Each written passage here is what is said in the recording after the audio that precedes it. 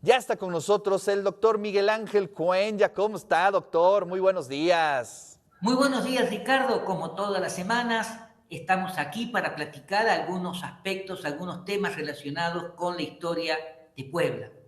Y hoy, digamos, yo quería tratar un tema que es verdaderamente muy interesante y que afectó o que se relaciona con la historia de nuestra ciudad.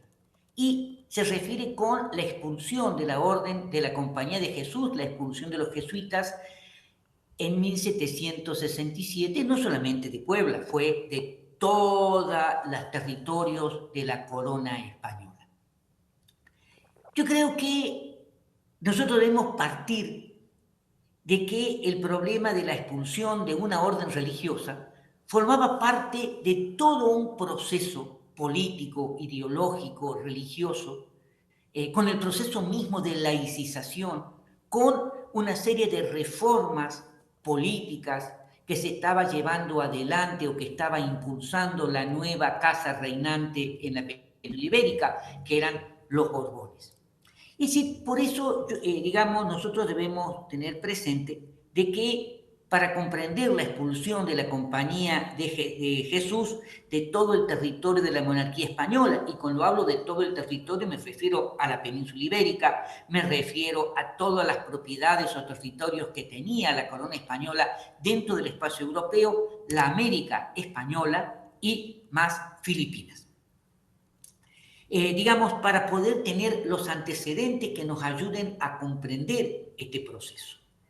Digamos, en primer lugar debemos tener presente de la existencia de un patronato, lo que se conoce con el nombre de patronato regio, que se firmó, digamos, de una manera muy importante en la época de los reyes católicos por parte de Isabel y de Fernando, y que durante los siglos XVI y XVII la iglesia de la estructura colonial de las colonias hispánicas en América y en Filipinas fue dirigida por un sistema mixto.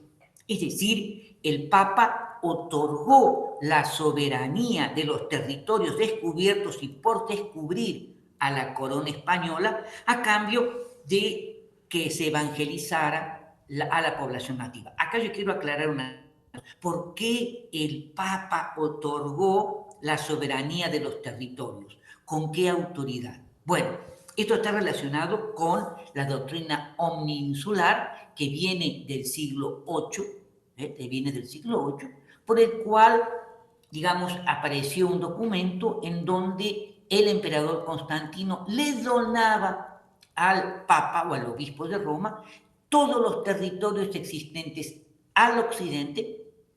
Digamos, Constantinopla estaba ubicado en la actual ciudad de Estambul, que no fueran gobernados por príncipes cristianos. De esa manera, digamos, el Papa le va a entregar Sicilia a los normandos, Irlanda a los británicos, y después, digamos, los territorios en África que fue descubriendo Portugal, y cuando Colón llega al territorio americano pasa exactamente lo mismo. Era la doctrina omninsular en el siglo XVII, en el siglo XVIII, estaba totalmente aceptada por todo el mundo. A lo mejor no les convencía, a lo mejor no les gustaba, pero estaba aceptada. Esto es lo primero. En segundo lugar, la soberanía otorgada a la Santa Sede, debemos tener presente, se tornaba irrevocable. Es decir, el poder que tenía, digamos, que había otorgado el Papa, convertía a los monarcas españoles como verdaderos príncipes de la iglesia, es decir, se encontraban al frente de la iglesia y del proceso de evangelización. Y este sistema condujo al gobierno de la iglesia a quedar cada vez más subordinado al poder político, y para eso se apoyaban en el derecho del patronato. Y el derecho del patronato fue entendido cada vez más favorablemente para la corona, y en donde, por ejemplo, los obispos, antes de asumir en su jurisdicción, debían jurar fidelidad al Papa y al Rey, predominando, por supuesto, la fidelidad al Rey, En segundo lugar, digamos, todos los informes que los obispos debían elevar al Papa debían pasar por la supervisión del Consejo de Indias, que era la máxima autoridad del gobierno del territorio colonial. Todo documento papal relativo a América debía ser supervisado también por el Consejo de Indias, y también hay que reconocer que todos los obispos americanos, que previamente eran propuestos por la corona al Papa, tuvieron siempre la convicción de que obedecían más al rey que al Papa. Y de esta manera, la Santa Sede fue perdiendo cada vez mayor autoridad en relación con el gobierno eclesiástico de la monarquía española. Claro, esto está relacionado en el siglo XVIII, hay que decirlo, con este proceso de laicización o esta separación de Estado e Iglesia que paulatinamente se va realizando y que va a ser impulsado por parte de los Borbones. Y esto que yo estoy señalando debemos nosotros determinarlo o señalarlo, que está relacionado con lo que nosotros en América denominamos las reformas borbónicas, en España no denominan de esa manera, y que, digamos, estas llamadas reformas borbónicas comenzaron a implementarse, o es el resultado de la implementación de una serie de reformas administrativas, políticas, sociales, económicas, religiosas, que tendían fundamentalmente a unificar y centralizar políticamente todo el territorio de la corona española, en donde el rey vuelve a tomar las riendas de la situación, reformar la administración del reino, ¿sí?, para poder recaudar más y evitar la corrupción, reestructurar la relación metrópolis-colonia, es decir, las colonias o el territorio americano dejaba de ser un feudo de la corona de Castilla para convertirse en una colonia con los mismos derechos que el reino de Galicia, el reino de Castilla-León, etcétera, etcétera. Y por lo tanto también restringir, y eso es a lo que yo iba, los privilegios de las principales corporaciones como la minería, el comercio, digamos, y la iglesia, siendo el más importante de los privilegios la iglesia. La iglesia, por lo tanto, fue una de las corporaciones más afectadas por las reformas, y en especial las órdenes religiosas. Es decir, para los Borbones, el Estado era una obra que tenían que llevar adelante los hombres y no Dios, por lo que se opusieron a cualquier intromisión del Papa dentro de la política terrenal, de la política del Estado español. La corona pretendió afirmar el poder secular sobre el poder religioso, y esto incluía eliminar todos los privilegios, todas las exoneraciones fiscales de que gozaban las órdenes religiosas. Y para justificar su accionar, apelaron a la política regalista que regulaba las relaciones entre el Estado y la Santa Sede.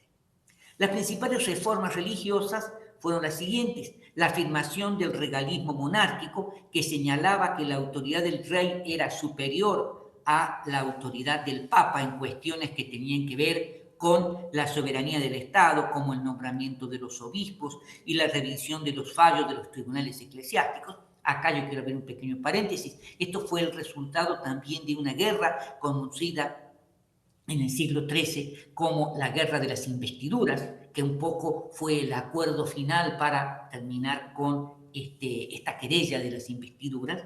Y en este contexto se ubica la expulsión de los jesuitas de sus dominios en 1767. Si bien es cierto que debemos tener presente que en el primer reino que fueron expulsados los jesuitas fue en Portugal en 1759, y que 2 años después fueron expulsados de todos los territorios de la monarquía francesa, en 1767 el rey Carlos III también lo aplica. Y el pretexto fue el llamado motín de Esquilachi en el año 1766. Fue un motín en contra de uno de los ministros de la corona española, a quien el pueblo de Madrid acusaba, Esquilachi, lógicamente, acababa de llegar con Carlos III desde Nápoles, donde estaba la monarquía de Sicilia, del reino de Nápoles, que enfrente había estado Carlos III, de que les prohibían a los madrileños usar capa, digamos una capa larga, usar cualquier tipo de armas, y eso se consideró una verdadera afrenta. El resultado de esto, aparte de la represión, se acusó a los jesuitas de haber sido los responsables, y que por detrás de esto se consideraba o se pensaba que la riqueza que acumulaba la orden era muy grande y que como corporación se oponían a todo tipo de reforma y rechazaban el regalismo monárquico y respondían directamente al Papa. Y digamos, era una guerrilla política a nivel internacional en contra de los jesuitas, pero los jesuitas no acumulaban esa cantidad de dinero, la tenían invertida en propiedades, y que por lo tanto no fue, digamos. De cualquier manera, fue una cosa muy bien estructurada, muy bien orquestada, se distribuyó el ejército en todo el territorio, digamos, y en enero de 1767, Carlos III ordenó al presidente del Consejo de Indias iniciar el proceso de expulsión, el que fue firmado por Carlos III el 17 de marzo de 1767. Fue tan sigiloso el proceso que ni siquiera la Inquisición estaba enterada. A la Inquisición se le informó en el momento, se hizo de madrugada, cuando se estaba llevando adelante todo este proceso. Claro, Puebla fue muy tranquilo, se los agarró, se los detuvo, se los mandó inmediatamente a todos los jesuitas a Veracruz con lo que tenían puesto los libros y los misales. No se les dejó llevar absolutamente nada. Hubo revueltas del pueblo en la zona de Michoacán, en la zona de Zacatecas, en San Luis Potosí. En Michoacán, digamos, terminaron en la horca muchos de los líderes del pueblo que estaban ayudando, que no querían permitir la expulsión de los jesuitas. Digamos, eso fue y se los llevó a todos a Veracruz. Desde Veracruz, una vez que se conjuntaron todos los jesuitas, en toda la Nueva España había 678 jesuitas, sacerdotes, y posteriormente se los llevó a Europa, donde estuvieron peregrinando, terminaron la mayor parte en Italia, en España no se los aceptó, en Francia tampoco, y en Puebla, digamos, estaban distribuidos en 5 colegios, 119 jesuitas, que era uno de las ciudades o de los espacios donde se concentraba el mayor número, claro, solamente superado por la Ciudad de México. En el colegio de San Jerónimo habitaban y había 2 jesuitas. En el colegio del Espíritu Santo, el Carolino, 61 jesuitas. En el colegio de San Ildefonso había 40. En el seminario de San Ignacio, 2 jesuitas. Y en el colegio de San Javier, ubicado en la 13, frente al Paseo Bravo, había 14. En total, 119 jesuitas que verdaderamente se tuvieron que ir con lo que tenían.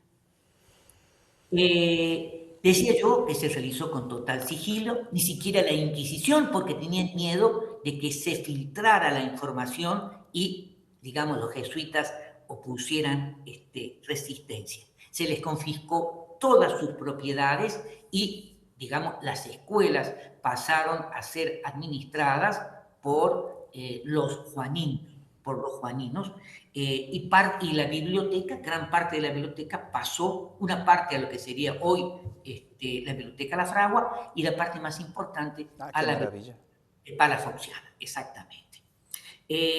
La Compañía de Jesús fue suprimida definitivamente por el Papa Clemente XIV en 1773 y posteriormente, en 1814, se vuelve a restaurar la orden. Pero ya los jesuitas ya no volvieron nunca a tener el poder, nunca volvieron a tener la autoridad ni la presencia que habían tenido a lo largo del periodo colonial. Ni tampoco se les regresaron los colegios que ellos habían administrado con anterioridad. Eso es lo que yo les quería plantear el día de hoy. Claro que esto da para mucho, ¿no? Y además, es bien interesante ver esos ciclos en la historia de los jesuitas, ¿no? Siempre en tensión, siempre pues en un diálogo ríspido con el poder, ¿no? Y eso es algo también muy interesante que pues hasta la fecha se ve.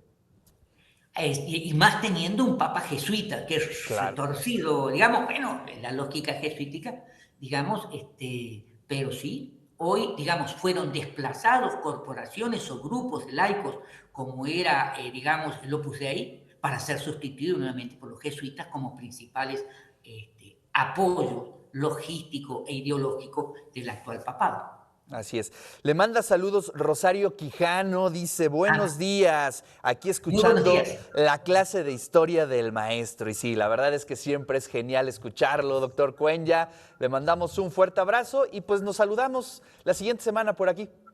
Claro que sí. Nos vemos la próxima semana. Un abrazo para todos el teleauditorio, los radioescuchas y también para todo el equipo que conforma, de eso se trata. Gracias, Nos vemos. doctor. Le mandamos un fuerte abrazo. Siempre Igualmente. interesante escuchar al doctor Miguel Ángel Cuenya.